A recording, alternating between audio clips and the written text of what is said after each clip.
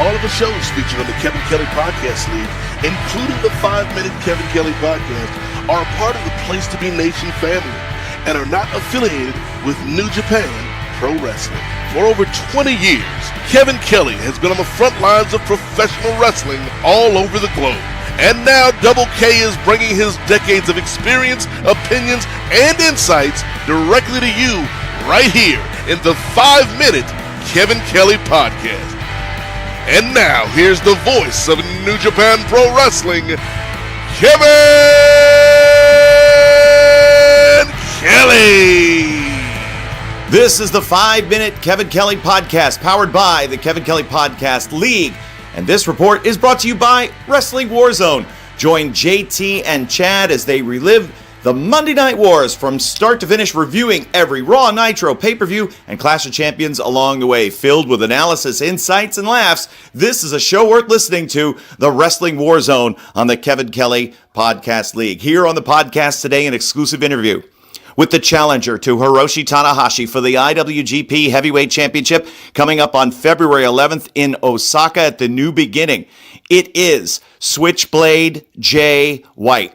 And I asked Jay, with all the predictions that he has made so far, why should anyone doubt him that the prediction of him defeating Tanahashi will come true? It's simple. Like, the fact that that's a question to me is stupid itself. What I've done through 2018 and this year, that shows you what's going to happen in this match. Every single time that I say I'm going to beat somebody, I do it. It's been like that through my whole life. If I decide I'm going to do something, it's simple. It's as good as done. It just takes time for everybody else to see and realize that it's going to happen. And if you look on paper, look at Tanahashi. Before what I did to his knee, he could barely walk. And then after what I did, and that moment after that match with Kushida, he's going to be hopping into the ring. That's if he even makes it there. We've still got more matches to go. So if he makes it there, he's barely going to be able to stand. Me, on the other hand, I'm moving around as smooth as ever. This is going to be too easy for me.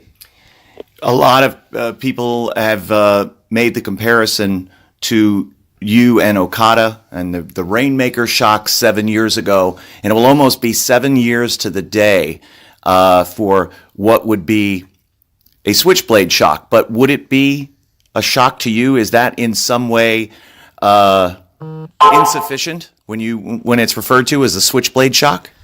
I see why it would be that way to some people, but although you may not agree with my methods, Kevin, I know that I back up what I say, and that I am often right about these things. And I've heard you saying that I'm not really the underdog in this as much as some people would think. And that's where you're actually right, because I'm not the underdog. Like I said, I'm in the best shape of my life. So it's not going to be a shock. It's not going to be a shock to me. I don't think it'll be a shock to you. It won't be a shock to Tanahashi. It won't be a shock to Gato. It won't be a shock to Okada when he sees what I do to his newfound friend Tanahashi. Sure, there'll be some old school fans that can't believe that the newly returned young lion has beaten the old ace Tanahashi. But no, to the people with half a brain, this isn't going to be a shock. In since your return and everything that you have done, obviously working with and having to have Gato and his expertise has to be beneficial for you. What are some of the things that Gato has talked to you about? What are some things that you could share about how he's imparted his knowledge to you? See, that's the one thing that Tanahashi has over me, and I'm not stupid, I do know it. He has experience over me. So how do I combat that? I have Gato there, a guy who's been doing this longer than Tanahashi. So when you put it that way, maybe I do have the edge with experience by having Gato in my corner. And he was there with Okada when Okada shocked the world and beat Tanahashi the first time. Some of the things he said to me, I'll keep that between myself. No one has any right to know what my game plan is going into it, because why would I give that away? Why would I try to help Tanahashi? But just know that having Gato there is vital. That is more vital than a lot of people realize, because that helps me with the experience factor. What will the Switchblade era, what will the Cutthroat era really look like after February 11th if everything goes to plan? It might look like me taking a little bit of time off. I said this to somebody yesterday. I've been working my butt off. I've been saying what I'm going to do, and I do it. I've been saying that I'm going to take this belt, and when I do it, I might just take a little break. But who knows, maybe I'll go for another belt. You know, sometimes I have plans and I say what I'm going to do, and then other points, I just act. I don't think about it too much. So what happens next?